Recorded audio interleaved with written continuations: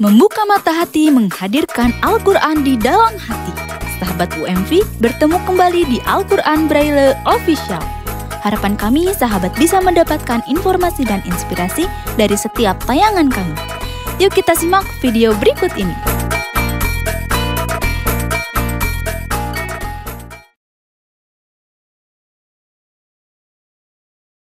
Assalamualaikum warahmatullahi wabarakatuh.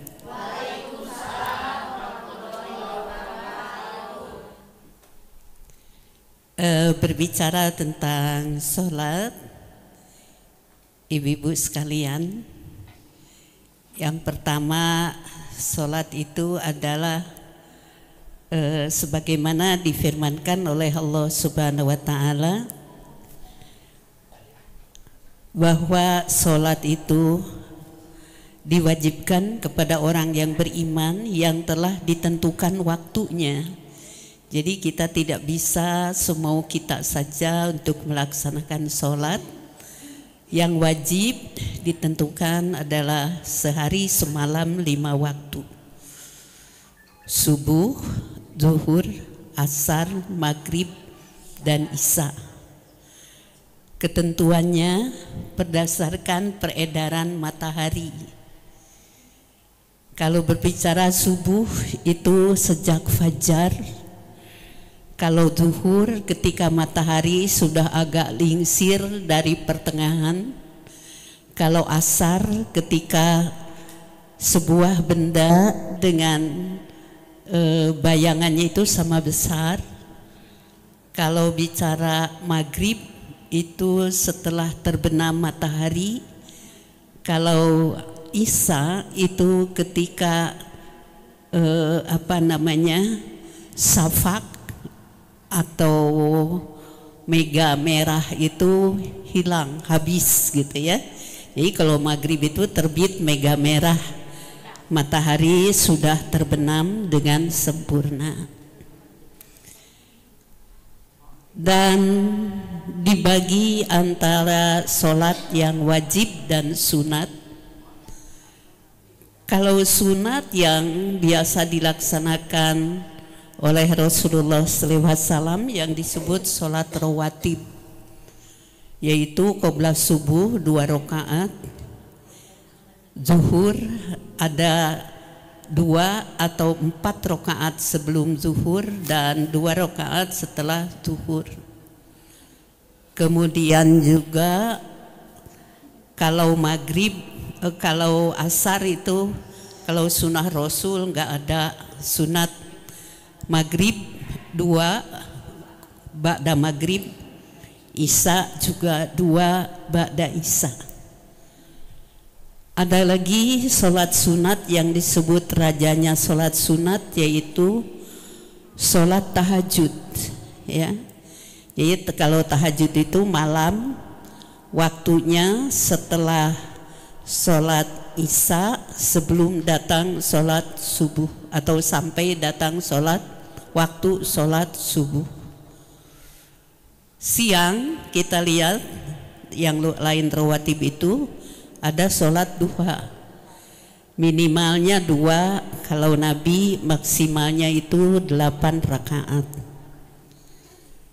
Kemudian juga ada sholat-sholat lain seperti sholat sunat safar kalau kita mau bepergian ya. Kemudian juga ini mukhtalaf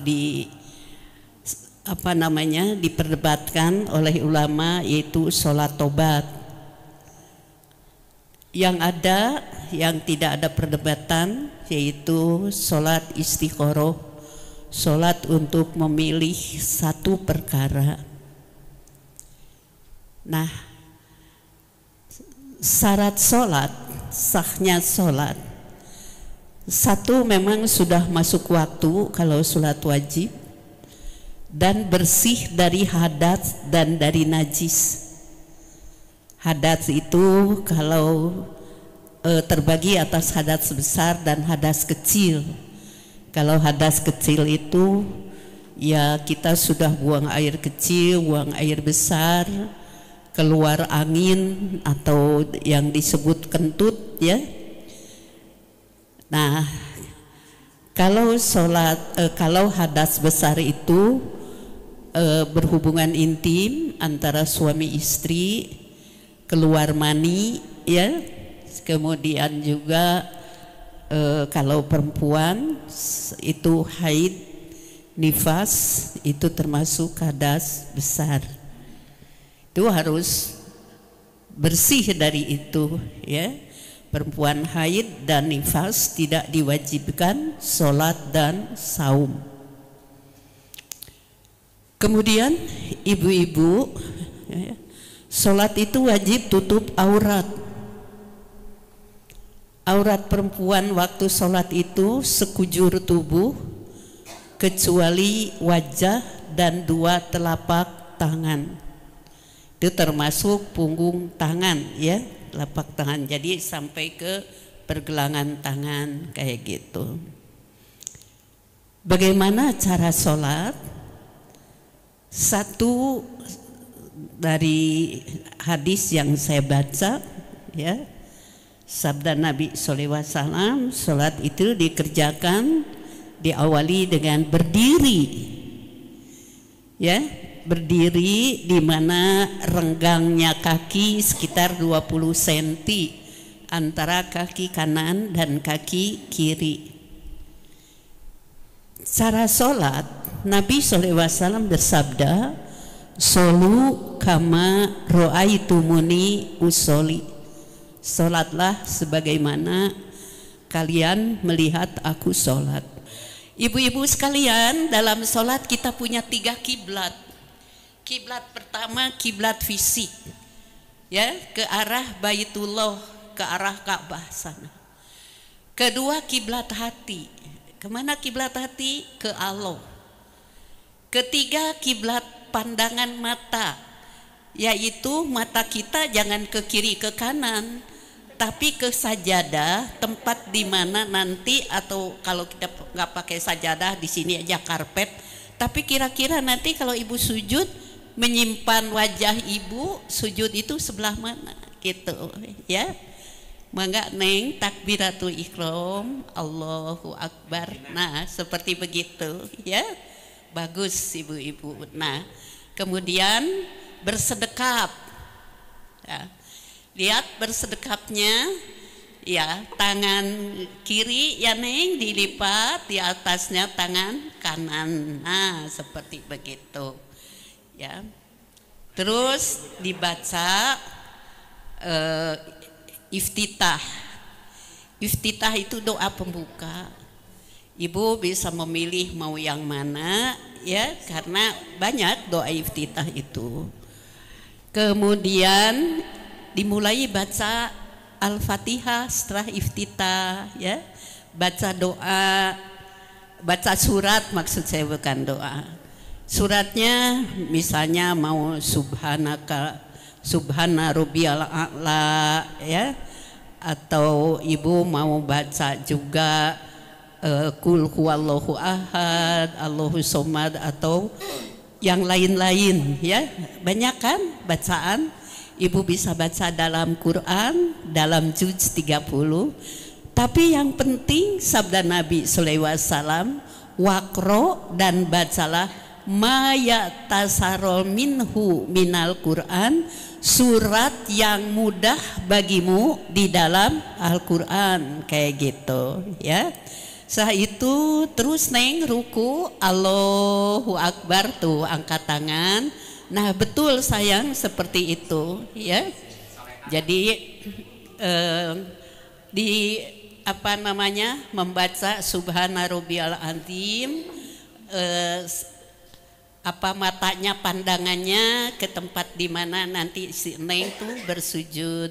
Sami Allahu liman hamidah. Nah diangkat lagi seperti tadi ya. Robbana lakal hamd, tegak lagi. Lihat bu, kedua tangan diluruskan itu ya. Allahu Akbar, sujud sayang. Iya. Saja sujud, baca subhana rabbiyal a'la 3 kali. Allahu Akbar. Ada yang baca Robik firli warhamni wajburni wahdini warjukni, tapi kalau ibu nggak hafal tuh panjang teuing ibu, baca aja subhanallah subhanallah 2 kali. Allahu Akbar, sujud lagi sayang, baca subhana rabbiyal a'la 3 kali. Setelah itu Allahu Akbar, tegak lagi sayang ya.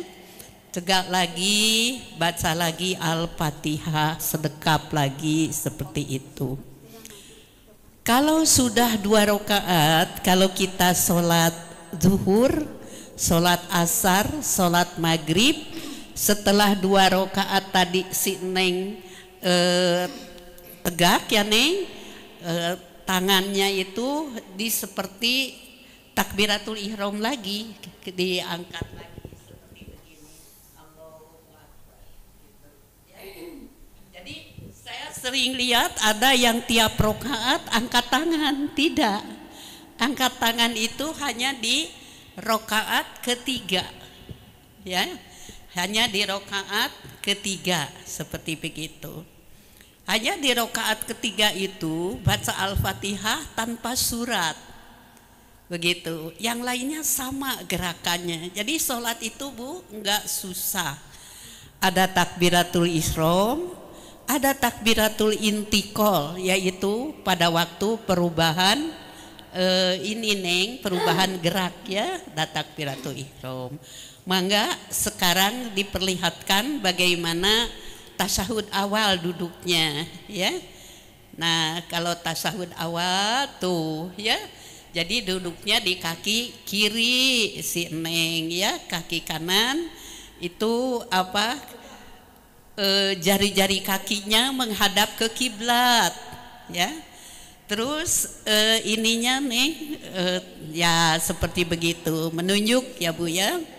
Jadi kalau ada sebagian dokter yang mengatakan digerak-gerakan itu katanya seperti kalau yang menyanyi Indonesia Raya itu ada apa namanya dirijen ya, Allahu Akbar kayak gitu. Jadi at-tahiyatu lillah wassolawatu wattoibat, ada yang at-tahiyatu wassolawatu wattoibatu lillah.